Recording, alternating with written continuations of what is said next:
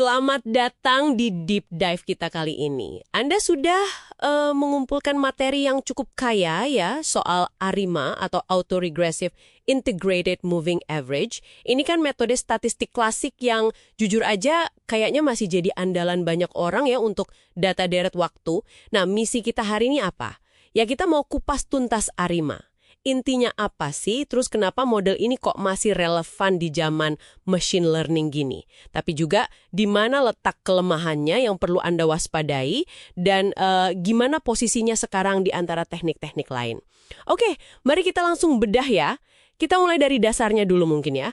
ARIMA itu kan gampangnya seperti resep dengan 3 bahan utama gitu. Ada AR, autoregressive, ini dia lihat ke belakang, ke nilai-nilai sebelumnya. Betul. Terus ada E, integrated.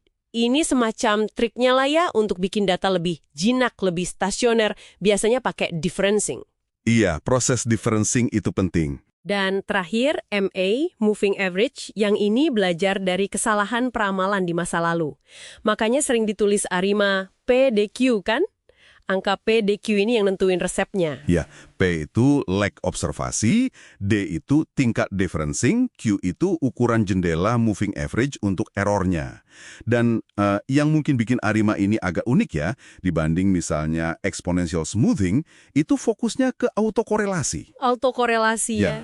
Ya, gimana nilai sekarang itu ada hubungannya sama nilai-nilai sebelumnya di data yang sama. Secara teori sih, ini pendekatan yang kuat banget untuk data deret waktu yang polanya bisa distabilkan atau dibuat stasioner. Nah, ini pertanyaan penting nih. Dengan semua metode baru yang canggih itu, kenapa orang masih sering pakai ARIMA? Salah satu alasannya, yang mungkin agak mengejutkan, itu soal kecepatan. Efisiensinya. Betul sekali. Dalam banyak skenario real time, dia bisa lebih cepat ya kan, dibanding model ML yang mungkin butuh sumber daya lebih besar. Tepat. Selain efisien, akurasinya untuk peramalan jangka pendek itu seringkali sangat baik. Apalagi kalau datanya cenderung linier dan stasioner. Data finansial misalnya ya. Iya, banyak data finansial cocok. Ditambah lagi ada kerangka kerja yang jelas buat milih model terbaik. Pakai AEIC atau BIC gitu. Fondasi teorinya juga kuat. Jadi Anda bisa dapat pemahaman soal struktur waktu di data Anda. Bahkan studi di Indonesia pun, ada kan yang meneliti ini di pasar saham lokal, hasilnya juga menunjukkan ARIMA ini masih punya nilai. Oke, tapi ada juga kan sumber Anda yang menyoroti kalau ARIMA ini bisa agak kelimpungan gitu ya, saat ada guncangan pasar yang tiba-tiba atau perubahan drastis. Seberapa besar sih masalah ini? Nah, itu dia kelemahan utamanya. Karena pada dasarnya ARIMA itu model linier.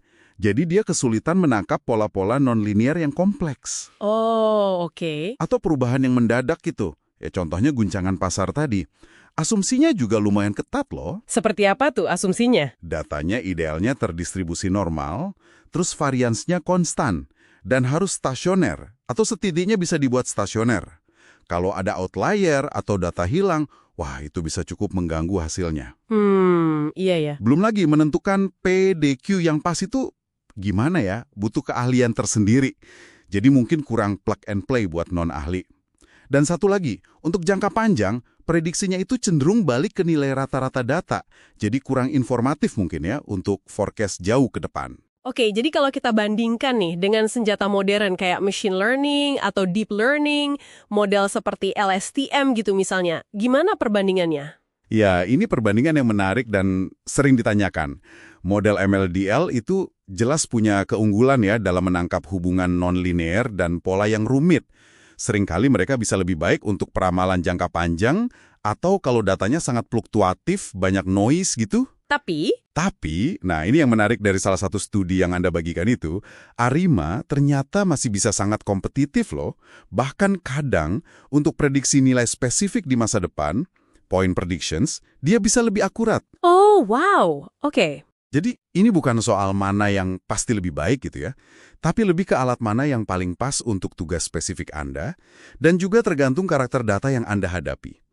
Jadi mungkin sebagai panduan cepat nih buat Anda. Coba pertimbangkan ARIMA kalau data Anda itu menunjukkan pola yang cenderung linier dan stasioner, atau setidaknya bisa dibuat begitu. Oke. Terus kalau fokus Anda itu peramalan jangka pendek sampai menengah, atau kalau Anda butuh model yang bisa dijelaskan cara kerjanya, interpretable gitu, dan mungkin kalau sumber daya komputasi jadi pertimbangan juga. Nah, sebaliknya kapan kita harus mulai melirik ke arah ML atau DL? Mungkin kalau data Anda itu jelas-jelas non-linear polanya, atau Anda butuh peramalan jangka panjang yang akurat. Terus kalau ada banyak outlier atau ada perubahan struktur yang signifikan dalam data Anda. Atau ya kalau prioritas utama Anda adalah akurasi maksimal, meskipun mungkin modelnya jadi lebih kompleks dan agak susah dijelaskan cara kerjanya. Oke, jadi kesimpulannya gimana nih? Arima ini kayak semacam pisau lipat klasik ya di kotak peralatan analisis deret waktu Anda. Sangat berguna, efisien untuk tugas-tugas tertentu. Terutama peramalan jangka pendek pada data yang berperilaku baik lah istilahnya. Tapi penting banget untuk paham batasannya, ya kan? Apalagi dengan data modern yang makin kompleks ini. Betul sekali. Memahami Arima itu memberi Anda fondasi yang menurut saya solid ya. Bahkan ketika banyak metode baru bermunculan, Arima itu sering jadi baseline yang bagus untuk perbandingan. Jadi tolok ukur gitu ya. Iya, Anda bisa ukur seberapa hebat metode baru itu dibanding si klasik ini. Atau sering juga Arima itu digabungkan dengan metode lain. Jadi model hibrida atau ensemble untuk dapat hasil yang lebih kuat lagi. Nah, ini menarik. Ini membawa kita ke satu pemikiran terakhir mungkin ya, untuk Anda renungkan.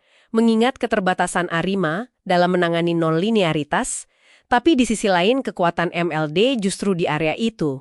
Bagaimana menurut Anda perpaduan antara katakanlah intuisi statistik Arima, kemampuannya membaca struktur dasar data deret waktu, dengan kekuatan AI dalam mengenali pola-pola kompleks, itu bisa melahirkan generasi alat peramalan berikutnya yang lebih tangguh dan adaptif.